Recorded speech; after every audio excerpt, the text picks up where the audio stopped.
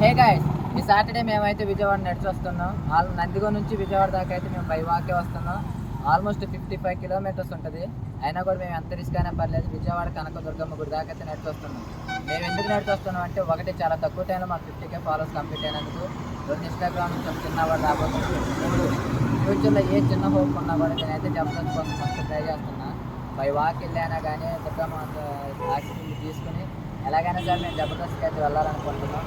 వీటన్నిటికంటే ముందు నందిగాం నుంచి విజయవాడ వెళ్ళే దారిలో కేస్ మధ్యలో ఎవరైనా ఊరుకున్నా కూడా, ఎవరైనా కలవాలనుకున్నా లేదా ఎవరైనా ఏదైనా పెట్టుకోవాలనుకున్నా కూడా చేయండి.